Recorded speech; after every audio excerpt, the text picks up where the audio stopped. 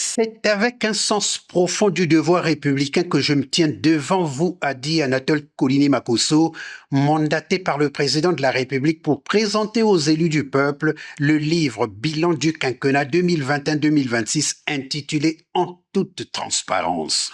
Cet ouvrage de 252 pages documenté et illustré, réalisé par Focus Media, n'est pas une simple compilation, a rappelé le chef du gouvernement.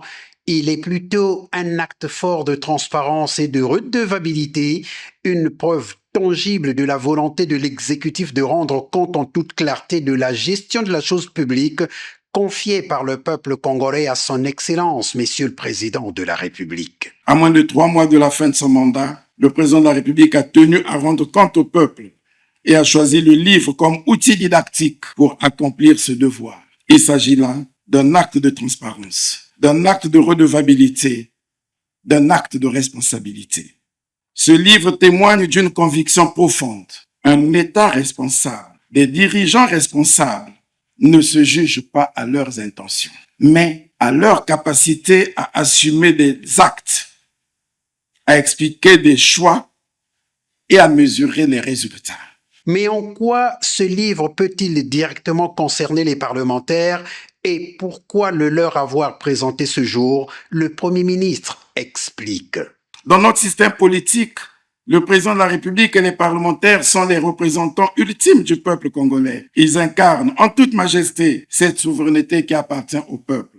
Incarnant la nation et le souverain primaire, le président de la République est tenu de rendre compte au peuple congolais de l'action qui a été la sienne durant le mandat écoulé. En considération de cela, c'est donc naturellement à vous, représentants du peuple, que ce livre s'adresse pour rendre compte au peuple. Ce livre est conçu pour vous. Il est un outil au service de votre mission constitutionnelle de contrôle de l'action gouvernementale et d'évaluation des politiques publiques. Pour Anatole Kouliné-Makosso, vous y trouverez 4 choses importantes dans ce livre, à savoir des indicateurs macroéconomiques clairs, des avancées sectorielles structurantes, des progrès sociaux tangibles et des engagements internationaux assumés. Je vous invite donc, honorables députés, vénérables sénateurs, à vous approprier ce document, à en faire un instrument de travail, un support pour vos commissions, vos rapports, vos orientations et vos propositions.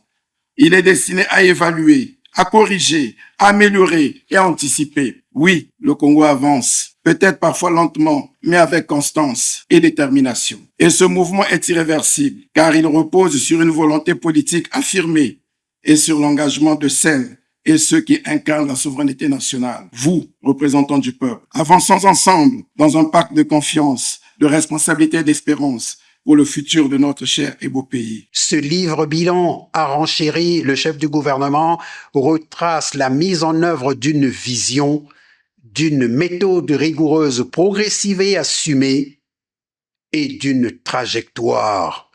Il ne clôt pas un cycle, il ouvre une perspective. Fin de citation.